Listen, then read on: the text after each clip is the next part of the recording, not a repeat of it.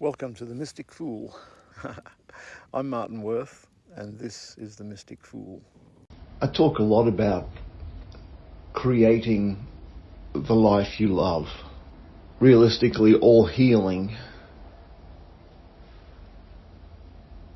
personal development is with the objective to create a life that you love. But do you know what it is? What does the life you love look like? We know that life would have a lack of angst, things moving smoothly,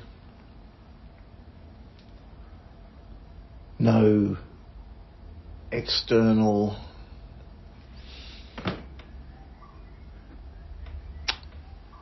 interruptions, triggers. But intrinsically, there will always be triggers. There will always be actions occurring that are not your preference. So creating the life you love really is twofold. Firstly, what is it that you would do if you were living the life you love? And secondly, in that life, how would you not be dissuaded from the path by actions of others and situations that you don't prefer?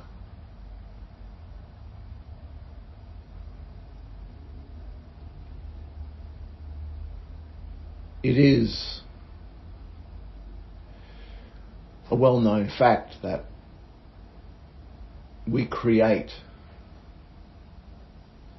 everything within our life.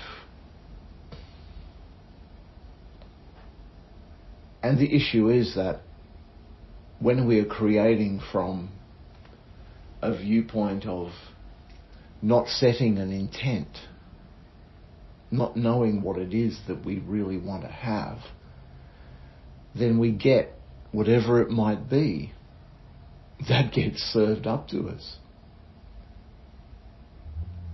If you've ever gone looking to buy a house or to rent a house, if you've ever bought a car, unless you have a clear idea of the house or the vehicle that you want to have, you simply end up with what the market's serving up. I know for me,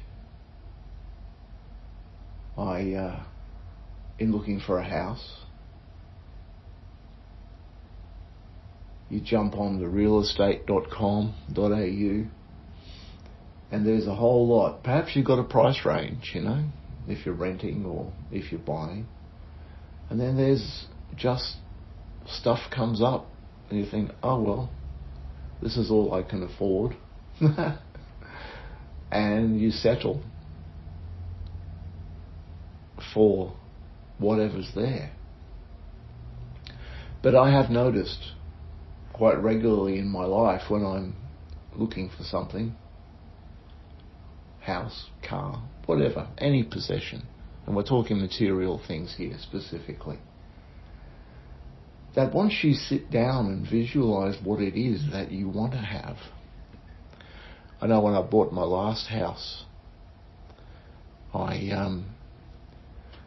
was seeing a whole lot of it was going to be a townhouse, and I was seeing a whole lot of townhouses and they've all got one car park or they've got tandem car parking, which is a real pain in the ass when you've got one car stuffed up behind the other and you've got to move the one at the back front to get the one at the back out, there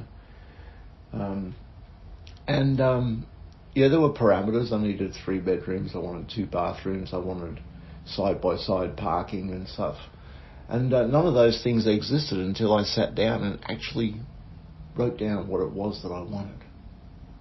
And then, the very next weekend that I went out looking, there it was, I found it. And this is how it works. You must be clear about what it is that you want to have. And then it appears. Because you cannot be a more capable creator than you are now. If you didn't create, it is said that you wouldn't exist, because we were put on this planet in this time to create. So, hone up your creation skills. I encourage you to sit down and daydream. What would the life that I love look like? What would I be doing? How would I be feeling? And where would it be happening?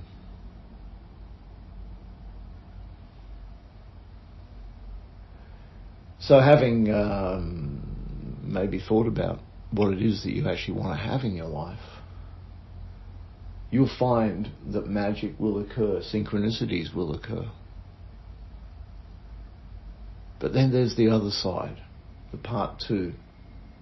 How to stay committed to the path, how to not get triggered by what's happening around you. Because there's a lag time between the time that you decide what you want to have in your life and the manifesting of it. And don't get me wrong, manifestation can be instantaneous, except there's a little program running in the back of our brains that said, no, it can't. It has to take time. It has to take X amount of time to do this or Y amount of time to do that. But in reality, time is just a construct. But that's another story. It does take some time to manifest the life that you love. Let's be realistic. Although it doesn't need to.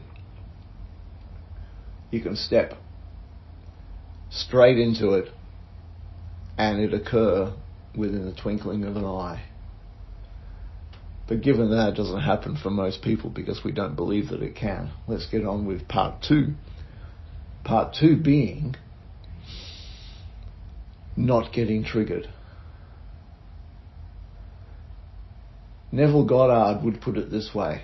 And Neville Goddard was a man who spoke about manifesting the life you love back in the 50s and the 60s of last century. Yeah. He would say, deny the evidence of your senses. Be fixed upon the goal that you wish for and hold true. And that is something that in this century most people are not good at. It's almost like we kind of know on one hand that we can't, and I'm doing air quotes here, can't have it straight away. But then we get dissuaded or from the path because it doesn't happen straight away. So we've got this double bind going on. So guys, what's required here is what is called emotional maturity.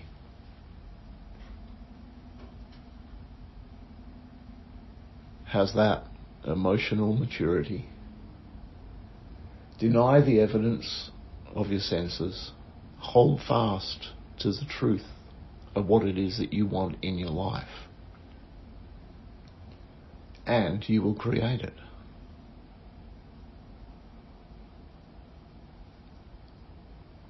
That's how simple it is.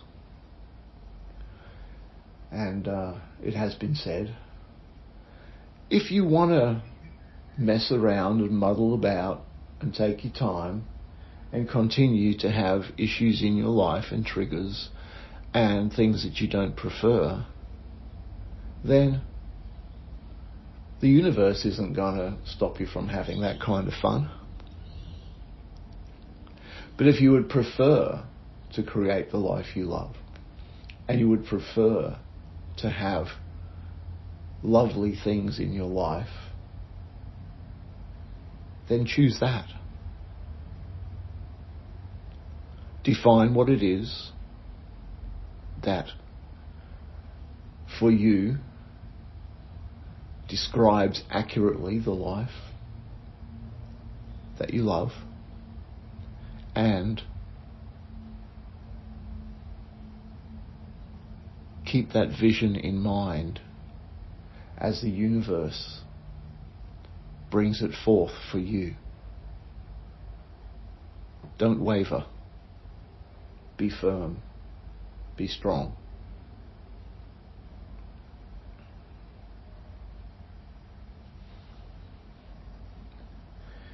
If you'd like to know a little bit more about creating the life you love, then just ask.